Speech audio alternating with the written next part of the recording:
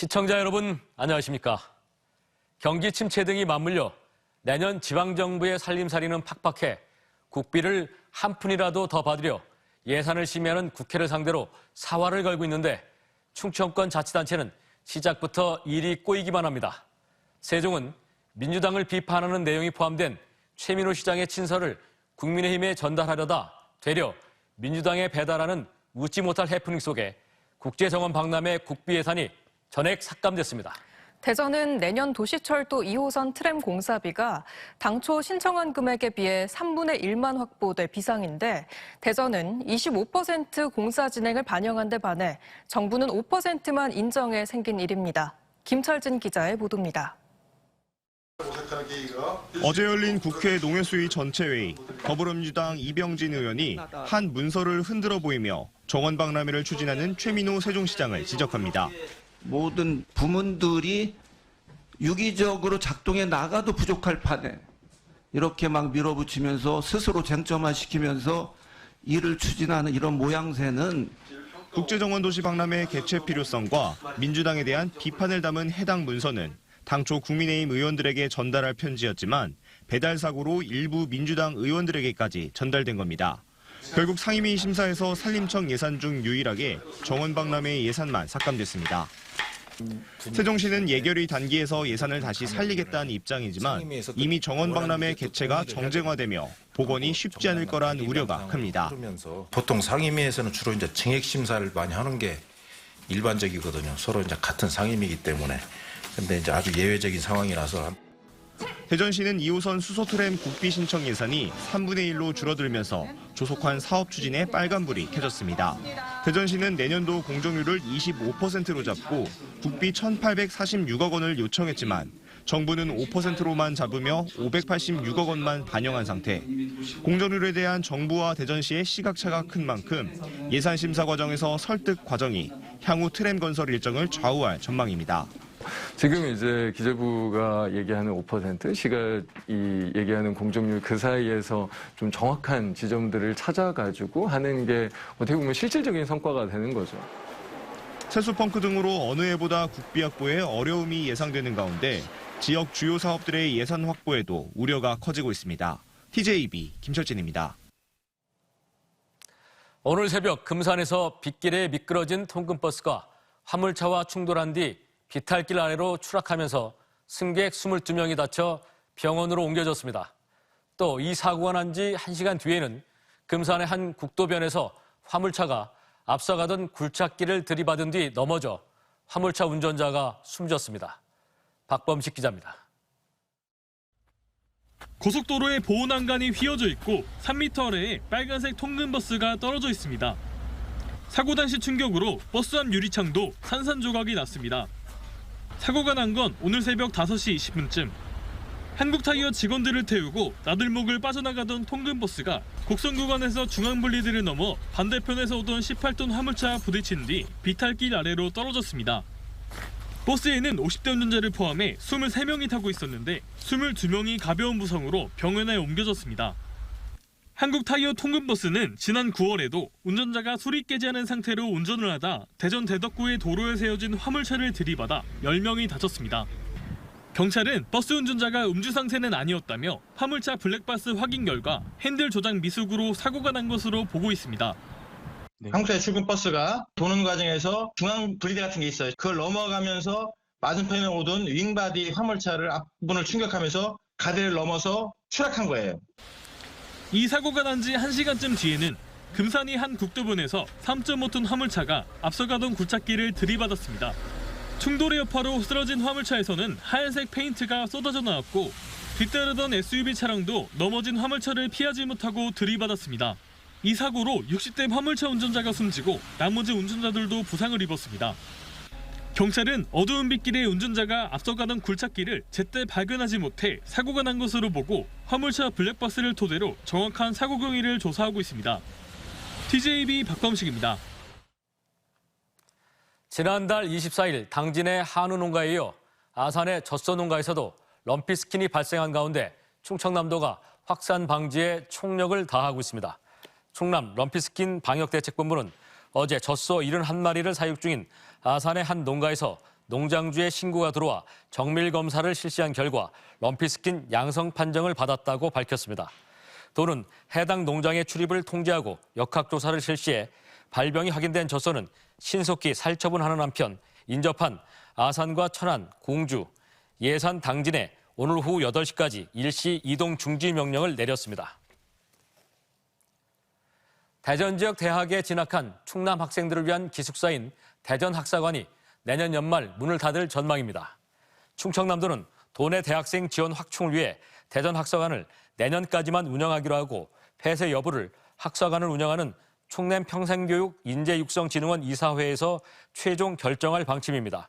한편 대전학사관 총동문회 등은 공공성을 띤 대전학사관을 자본의 논리로 폐쇄하겠다는 건 김태훈 지사의 빈곤한 철학과 지도력을 보여주는 것이라고 비판하고 있습니다. 지난 2020년 천안시가 충남에서는 처음으로 법정 문화도시로 선정받은 뒤 5년간 많은 사업을 펼치며 눈부신 성장을 이뤄냈습니다. 올해는 사업 추진 마지막 해를 맞아 그동안의 여정을 돌아보고 내년부터는 한 단계 더 성장해 경제적 성과도 거둘 수 있는 문화도시로 탈바꿈하겠다는 포부를 밝혔습니다. 이선학 기자입니다. 천안시의 랜드마크로 조성된 송성 호수공원입니다. 시민들의 휴식 공간으로 자리 잡은 이곳에서 천안 문화도시 페스타 행사가 열렸습니다. 올해는 천안 문화독립을 더하다를 주제로 다양한 행사가 펼쳐집니다. 떡볶이 등 먹거리부터 액세서리, 잠옷 등 솜씨 좋은 시민들이 만든 생활용품을 판매합니다. 한쪽에는 지역 청년 예술인들의 다양한 예술 작품을 판매하는 아트마켓도 열렸습니다. 저녁에는 재즈와 힙합 밴드 등 6가지 장르의 다채로운 릴레이 버스킹 공연도 펼쳐집니다. 지난 2020년 제1차 문화도시 지정 공모 사업에 충남에서는 유일하게 선정된 천안시는 5년간 국비와 시 도비를 합쳐 197억 5천만 원을 확보해 다양한 문화 사업을 펼쳐왔습니다. 특히 그동안 동호회나 취미 수준에서 이뤄지던 시민들의 다양한 문화 활동을 창업으로 이끌어 문화산업형 문화도시라는 새로운 개념을 정립시킨 성과를 이뤄냈습니다. 올해는 1차 문화도시 사업을 마무리하는 해로 그동안의 성과를 공유하고 미래를 준비하는 행사로 마련됐습니다. 청년들의 문화 창업이 많이 이루어지고 있었습니다. 앞으로 우리 청년 창업과 취업과 이런 문화를 함께 연결하는 그런 여러 가지 활동을 해보겠습니다. 지난 5년간 시민들의 자발적인 참여로 흩어져 있던 문화 역량을 모아 문화와 산업을 융합하는 기초를 마련한 만큼 내년부터는 한 단계 업그레이드된 문화도시 천안을 준비하고 있습니다. 단순히 문화를 향유하고 즐기는 것을 넘어 이를 이용한 창업과 콘텐츠 수익 사업을 통해 지역 경제의 한 축으로 만들어내는 데 주력한다는 계획입니다. 천안이 문화산업 중심지로 자리매김하고 시민들에게 풍부한 문화 경험을 제공할 수 있도록 천안시민의 문화도시 사업을 더 확대 추진해 나갈 계획도 갖고 있습니다. 그동안의 성과를 돌아보는 2024 천안 문화도시 페스타 행사는 내일까지 천안 송성 호수공원에서 계속됩니다. TJB 이선학입니다. 천안시가 시의회 요구를 수용해 산하기관장인 천안도시공사 사장에 대한 인사청문회를 개최하기로 했습니다. 이는 지방자치법 개정 이후 천안시가 처음 추진하는 산하기관장 인사청문회로 임원 추천이 후보 추천 등을 거쳐 인사청문회는 내년 1월 개최될 예정입니다. 천안도시공사는 지난해 7월 시설관리공단에서 도시공사로 전환한 뒤 위탁시설 관리 중심의 업무를 벗어나 도시개발 사업에 중점을 두고 이에 대응할 수 있는 전문가를 찾고 있습니다.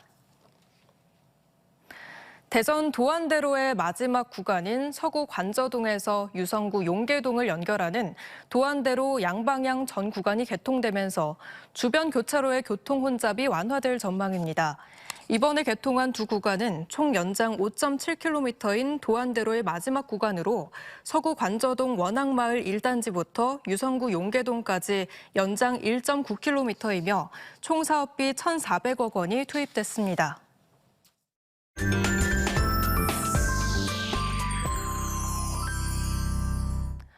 수능 시험이 끝난 이번 주말을 맞아 전시와 공연을 즐기면서 지친 몸과 마음을 깨워보면 어떨까요?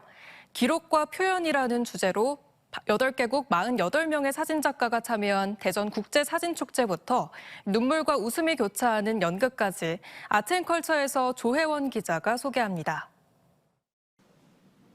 낭만적이지만은 않은 휴가의 모습을 민낯 그대로 기록한 마틴 파의 더 레스트 리졸트 시리즈. 색감을 또렷이 살려 포착한 순간은 우리의 잠재의식을 자극해 일상을 독특한 시각으로 바라보게 만듭니다. 앳된 얼굴의 아들을 베트남으로 파병 보내는 어머니의 모습에서 속이 타들어가고 억장이 무너지는 심정이 그대로 느껴집니다. 국내외 다양한 시대와 장소에서 촬영된 작품에선 작가들이 다양한 방법과 자신만의 시각으로 예술사진과의 경계를 해체하려는 시도가 엿보입니다. 8개국 48명의 사진작가가 참여하는 대전국제사진축제가 기록과 표현 주제로 오늘 24일까지 열립니다. 주재관인 대전예술가의 집을 비롯해 스페이스 태미, 태미올의 6호, 대전엑스포 시민광장 미디어 큐브동 등 총 11개 전시장에서 700여 점의 작품을 만나볼 수 있습니다. 새로운 젊은 작가전이나 아니면 아카데미전, 향토 작가전, 또 그리고 엑스포 시민광장에서는 동물 사진전, 그리고 반려동물 사진 공모전까지 다양한 전시가 이루어집니다. 캠핑장에서 펼쳐지는 다양한 이야기를 눈물과 웃음으로 풀어내는 연극 별이 빛나는 밤에 삶과 죽음이라는 묵직한 소재를 자연스러운 위트와 에피소드로 관객의 눈높이에서 따뜻한 감동을 선사합니다. 수능을 마친 수험생은 다음 달 1일까지 본인 포함 동반 1인이 반값 할인된 금액으로 관람할 수 있습니다. 공부에만 매달렸던 그 시간들이 있었을 텐데 가족을 다시 한번 되돌아보고 또한 가족의 소중함, 그리고 아버지와 아들, 그리고 또 엄마까지 생각할 수 있는 그런 계기가 될 수 있는 그런 연극이 되기를 기대합니다. 되풀이되는 계절과 달의 차고 기움과 같은 자연의 순환, 그리고 삶과 죽음, 생명의 순환까지 주제인 순환을 조형의 언어로 구체화한 이은경 작가의 초대 개인전 순환이 아산 복합문화공간 모나벨리에서 내년 1월까지 열립니다. TJB 조혜원입니다.